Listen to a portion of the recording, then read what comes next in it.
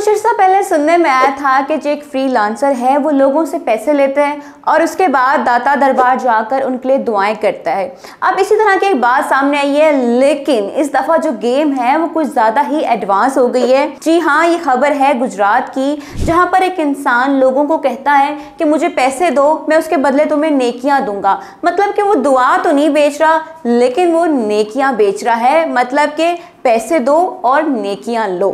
लेकिन मैं यहाँ पर गुनाहगार लोगों के लिए एक बैड न्यूज़ देना चाहूँगी कि जो ऑफ़र थी ये महदूद मुद्दत तक थी, क्योंकि अब ये जो फरिश्ता इंसान है ये पुलिस की गिरफ्त में है। अगर आप इस मासूम इंसान की नेकियां बेचने की रेट लिस्ट देख लेंगे तो आप यकीनन हैरान रह जाएंगे। पुलिस ज़राए के मुताबिक ये शख्स 10 रुपए में 1 लाख नेकियां बेच रहा था, और अगर आपका ज़्यादा गुनाह है, आपका गुजारा नहीं हो रहा, तो ये इंसान 100 रुपए में 1 करोड़ नेकियां बेच रहा था। और अगर आप बहुत बड़े गुनाहगार हैं, आपका इससे गुजारा नहीं हो रहा, तो आप 1000 रुपए में 1 अरब नेकियां, जबकि 10,000 देके 1 खरब नेकियां भी खरीद सकते हैं। अब भाई इतने सस्ते में इतनी ज़्यादा नेकियां आपको कहीं और तो नहीं मिलेंगी। अगर अब नेकी करके दरिया में डाल दी जाए तो भाई पैसे तो फिर ज़ाया हो गए ना।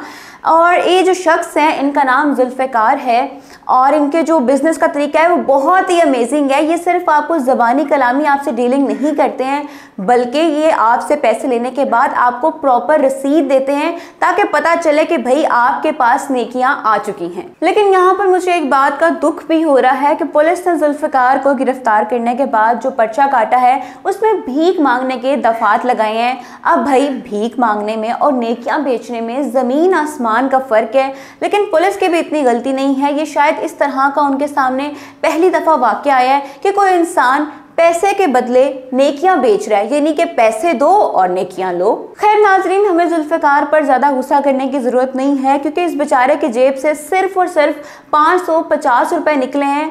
ना जाने इस मासूम ने 550 रुपये में कितनी नेकियां बेच डाली होंगी। और इसके साथ साथ जुल्फ़िकार की जेब से एक रसीद बुक भी निकली है, क्योंकि भाई ये तो प्रोफेशनल काम करता था, जिसको भी नेकियां बेचता था उसको रसीद भी देता था, प्रॉपर उसके साथ डीलिंग करता था। लेकिन खैर बात तो गलत है, लेकिन भाई बात है नेकियों की। व्यूवर्स हमें कमेंट सेक्शन में ज़रूर बताइएगा कि क्या जो जुल्फ़िकार ने हरकत की है इसकी वजह से पुलिस को इसको गिरफ्तार करना चाहिए था या नहीं।